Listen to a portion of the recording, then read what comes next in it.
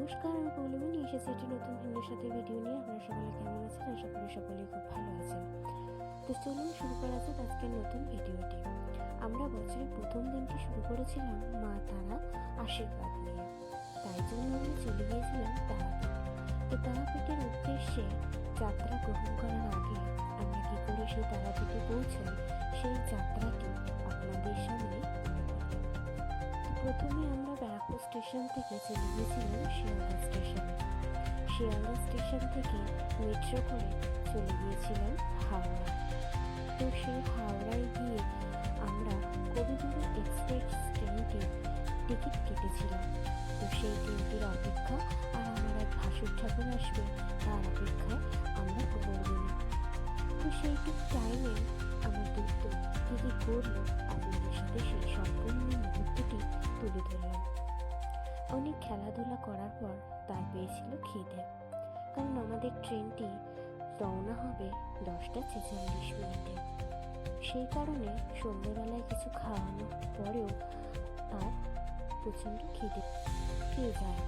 এই হলো আমার ভাসুর ঠাকুর, তার বড় অর্থাৎ আমার তাদের একটি ছোট্ট ছানা আছে। সেই ছানার নাম ভালো নামটি আমার ঠিক মনে পড়ছে না, তবে আমরা ওকে ডাকনাম একটি সুন্দর নাম দিয়েই সম্বোধন করি। ওর ডাকনাম হলো চিন্টু। তো আমরা এই চিন্টু বলেই ওকে ডাকি। তো সেই দুই ভাই নিয়ে যে খেলা, সেই আনন্দের মুহূর্তটি আপনাদের সামনে তুলে ধরলাম। এই যে খেলতে খেলতে তার আবার খিদে পেয়ে যায়, তখন তার বাবার হাত থেকে চানাচুর তুলে তুলে খাচ্ছে, সেটিও আপনাদের সামনে তুলে ধরলাম। আপনাদের ভালো লাগলে প্লিজ লাইক করে দেবেন, আর পাশে থাকা বেল নোটিফিকেশনটি প্রেস করে দেবেন, আর সাবস্ক্রাইব করে দেবেন, যাতে আমার এই নিত্য নতুন ভিডিওগুলি আপনাদের কাছে সবার প্রথমে পরিবেশন হয়। তো চলুন, আমাদের কবিগুরু এক্সপ্রেস ট্রেনটি প্রায় চলে এসেছে। ট্রেনে ওঠার জন্য আমরা প্রায় রেডি। এই আমার বন্ধু ভাই হাই করে দিল, আর আমরা প্লাস্টিক পেতে খাওয়ার জন্য তুলি। তার কারণ হলো এখনও ট্রেনটি ছাড়তে অনেক সময় রয়েছে, ততক্ষণে একটু ফটোশ্যুট করা আর খাবারটি পরিবেশন করার জন্য একটু গোছগাছ, সেটুক টাইম আমি আপনাদের কাছ থেকে চেয়ে নিলাম। চলুন আমি একটু ফটো তুলি, সেই ফটো মুহূর্তগুলো আপনাদের সাথে শেয়ার করলাম। কোথাও ঘুরতে যাওয়া মানেই ফটো তোলা, আর সেই ফটো তোলা যে মুহূর্তগুলো, সেগুলো হচ্ছে আমাদের স্মৃতি হিসেবে এই বছরটি জুড়ে আমাদের মনে থেকে যায়। সেই কারণে এই ফটো তোলা। এই যে আমাদের ফুল টিম রেডি, এখনো দুজন আসা বাকি, তারা তারাপীঠ থেকে জয়েন করবে আমাদের সাথে। তো চলুন, আমরা এনেছিলাম সেদিনকে কী কী সেটিও আপনাদের সাথে শেয়ার করি। আমরা সেদিন এনেছিলাম রুটি, আলুর দম, আলুর চচ্চড়ি, খিচুড়ি, বেগুন ভাজা। তো এই সমস্ত কিছু খেয়ে আমরা আবার ট্রেনে উঠে পড়ি। তার আগে আমি আমার দুধকে খাইয়ে নিই। তো সে তো এত বড় স্টেশন আগে দেখেনি। কেদারনাথে যখন গিয়েছিলাম তখন তো তার প্রায় 6 মাস ছিল। তো এখন সে একটু বুঝতে শিখেছে, তখন তো কিছুই বুঝতে পারতো না, তাই তার কাছে এখন সমস্ত কিছুই নতুন।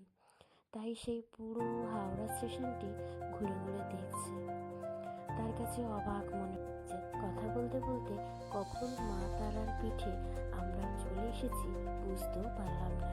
এই যে আমরা তারাপীঠে প্রবেশ করেছি, আমরা এখন ওয়েট করছি কখন টোটো ধরব। আমার দাদা ভাইয়ের কলকাতায় খেলা ছিল, সেই কারণে সে তারাপীঠে এসেও সেখানে যেতে পারেনি। সে পরের দিন রাত্রিবেলা আমাদের সাথে জয়েন করেছে। দাদা ভাই মানে আমার বড় জামাই। তো সেই এই স্টেশনে তার কলকাতা যাওয়ার ট্রেনটি প্রবেশ করবে, তাই জন্যই আমরা ওয়েট করছি।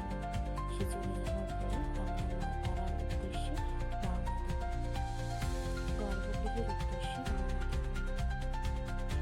প্রায় ট্রেন চলে এসেছে, এবারে আমরা রওনা করছি মা তারা গর্ভগৃহের উদ্দেশ্যে।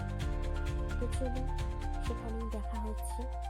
আর ট্রেনে আমার দুধ কী করলো, আর আমার হাজবেন্ড সেই চিন্টুর সাথে কী কী খেলা করলো সেই সমস্ত কিছু এই ভিডিওতে আমি দেখিয়েছি। আপনারা মন দিয়ে লাস্ট অব্দি ভিডিওটি দেখবেন।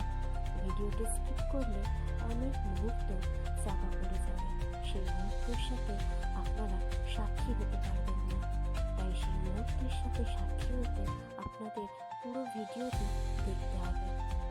এইটুক অনুরোধ আমার রইল, আশা করি আপনারা আমার এই অনুরোধটি রাখবেন। চলুন আপাতত আমরা টোটোর উদ্দেশ্যে রওনা দিলাম। একটি তীর্থস্থানে আসবো আর সেখানে দাঁড়িয়ে ফটো তুলবো না, এটি তো সম্ভব নয়। তো সেখানে ফটোশ্যুট করে আমরা চলে গিয়েছিলাম টোটো বুক করে হোটেলের উদ্দেশ্যে। মা তারাপীঠের গর্ভগৃহের সামনেই আমরা একটি হোটেল বুক করি এবং সেখানেই তাড়াতাড়ি করে স্নান সেরে আমরা চলে যাই মা তারার উদ্দেশ্যে পুজো অর্পণ করতে। তো চলুন, আমার দেখা হচ্ছে পুজোটা শেষ হয়ে গেলে আপনাদের সাথে আবার দেখা হবে, যখন আমরা যাবো বাগেশ্বর আর ম্যাসাজ। সেইখানেও কীরকম অনুভূতি হয়েছে সেটিও আপনাদের সাথে শেয়ার